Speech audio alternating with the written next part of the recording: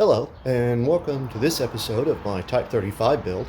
What we're starting with here is a new old stock fiberglass body shell from the 1970s that was designed to emulate a 1927 Bugatti Type 35, or at least emulate it as best you can while hiding a VW motor in the trunk. In fact, this is where they tried to hide the motor, which is why these cars have this wide cockpit. You can also see cutouts where the axles and the rear suspension would have exited the body, and the glassed-in dashboard. The biggest giveaway this body is a replica, though, outside of its broad hips, is the cowl, which is on the wrong side of the car. But that's only a problem to people who drive on the wrong side of the road. All jokes aside, I believe this body, which has remained in its current uncompleted state since it was new, may have originally been a display model used by the fiberglasser at car shows, which is pretty cool.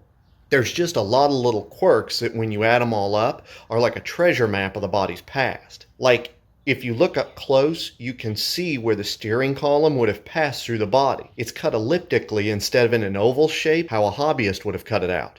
Also, the body mounting holes, you can see rust around them, indicating the body was mounted. But when you look closely, the holes are square cut and not drilled round like Joe Backyard would have done. And when you look on the inside of the body, there's black overspray, but no rust transfer. Almost as if the body was mounted with carriage bolts to a painted pan, but not for so long that rust from the bolts started seeping down across the body. Oddly, the boat tail does show evidence of rust transfer on the inside, like maybe its mounting bracket hadn't been painted. Now, there were a number of companies that made this style of body, and they all have small details that make each of them a little bit different. Some of the bodies, like this one, have a lower rocker that curves inward slightly at the bottom, while others drop straight down and terminate in a molded-in line instead. They all generally have a reveal line at the base of the hood like this. However, some companies also mold it in a similar line that runs down the length of the rocker, just above the louvers, which this body doesn't have and I think looks cleaner for it. On the boat tail, some companies mold it in 2 rows of inward-facing louvers. This body has a single row of outward-facing louvers, and there were some bodies that were created without any louvers at all. Back to the display model treasure hunt though, the dash has a hole that looks like a steering wheel was just bolted to the face of it, probably in an attempt to make the body look more appealing to people at car shows. Then there's the lacquer checking, which you can see here. It doesn't seem like a big deal, but it's how even across the top and sides of the body it is, like it sat out in the sun all day, except for the hood section that's been cut out. It doesn't have any checking on it at all, and the inside is way darker than the rest of the body, like it sat laying belly up on the ground a lot. If the checking had come from outside storage at someone's house all these years, it would have been heavier on one side of the body as it sat next to a garage or a barn or something, and the checking would have been significantly deeper. One of the biggest clues, though, that this may have been used as a display model comes from the radiator. On this body, it's cast aluminum, but other builders used fiberglass shells or even just metal strips to replicate the radiators. But when you remove this radiator, there's a real tube and fin core inside.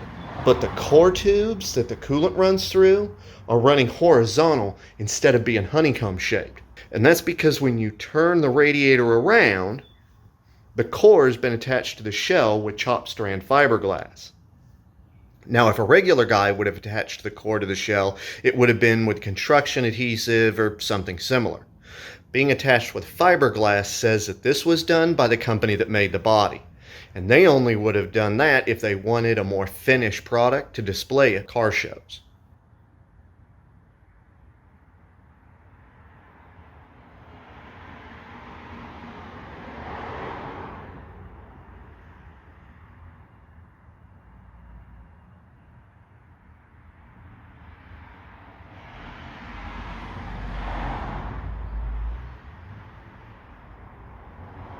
And to really sell the vintage look, they attached a motor meter to the top of the shell, which does look pretty neat.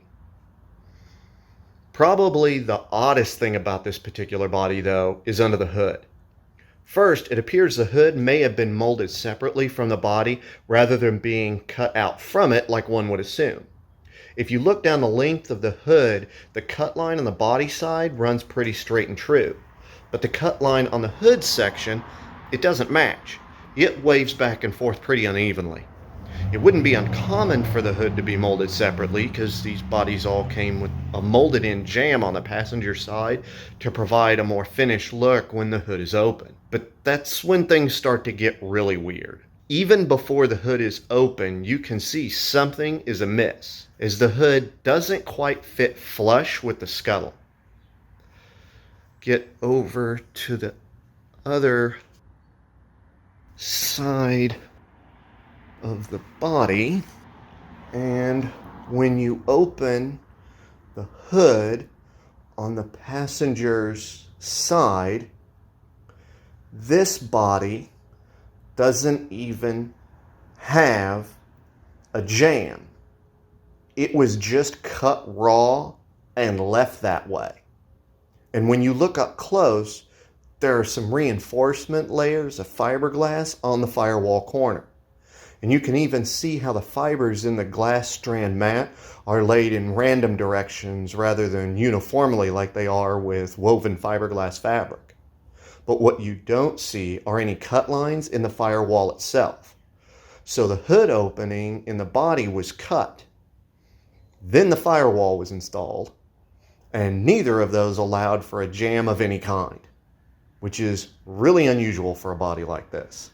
Now, while not having a jamb actually works out quite well for me, the silliest thing with this body is how the firewall itself is attached.